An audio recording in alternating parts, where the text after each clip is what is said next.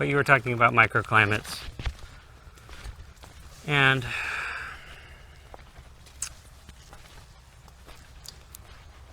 so, because we have so much, I mean, you will easily be able to feel the difference in the climate in this area versus out back. Now, when we get a hard frost in the spring, the grapes over here can actually be making leaves, and they have shoots on them about this much, this tall. And those grapes that are out there aren't really even thinking about making shoots. And then when those do make some shoots and we get the frost, those shoots get somewhat damaged. But these really don't, because it could be the moisture in the air that all the trees are putting out. You know, you can feel a little more humidity here. Now, over here,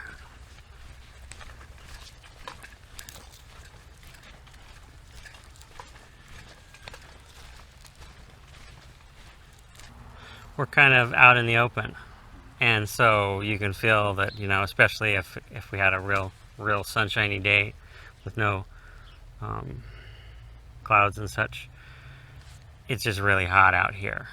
Well, in the wintertime, there's no protection, there's no leaves on the grapes, and so all the prevailing winds sail through here, and everything, you know, just, it's like harsher. It's like hotter in the summer, colder in the winter. So let's say if we wanted to grow watermelons, they're not going to do very well over there. We get a lot of shade, we don't get the heat they like, but out here is where we grow our melons. And the melons, they like it out here. I mean, sometimes, you know, we had 116. I know the landscape fabric was probably 140, 150 degrees. It was really hot out here. And just give them some water and they're happy. They grow faster. So we need different climates for different things on our property. These are sweet potatoes, and some other sweet potatoes were planted closer to the house, and those sweet potatoes are half the size of these.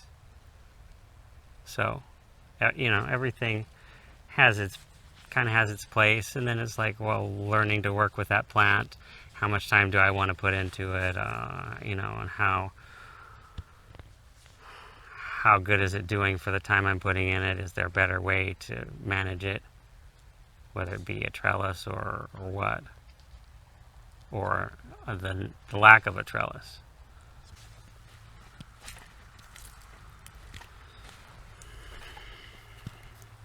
Okra. This is a little bit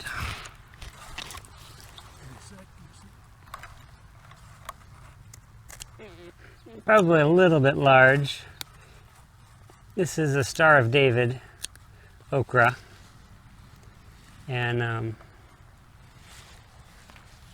believe it's in the hibiscus family.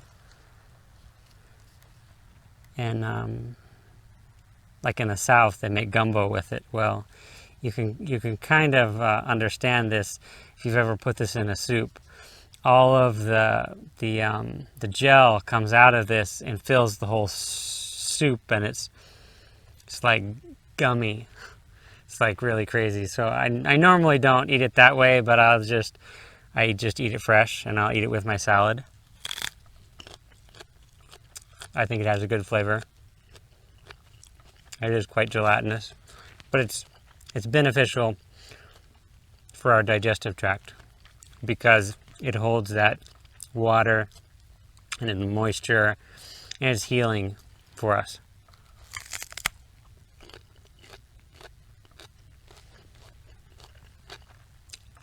You can see the little seeds in here.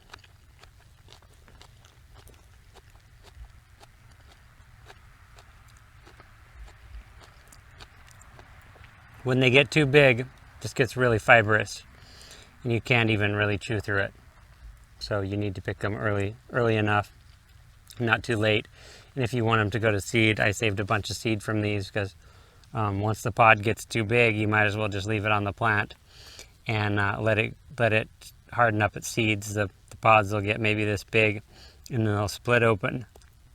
say like a, I don't know, like some of the flower pods, they'll open up into these little fingers, and all those seeds, it'll be like sort of like a rattle, and you can open it up and get the seeds out.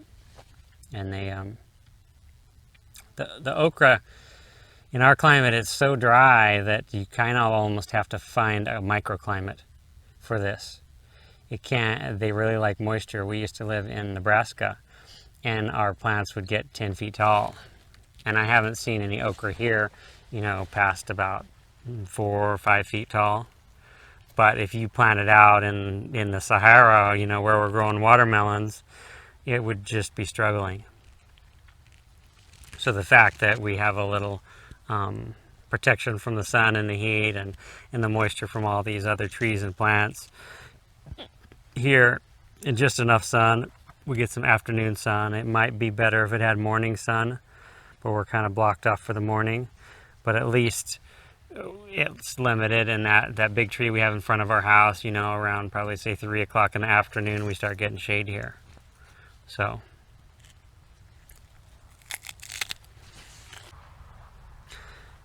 we can see the difference between these sweet potatoes and the ones out back.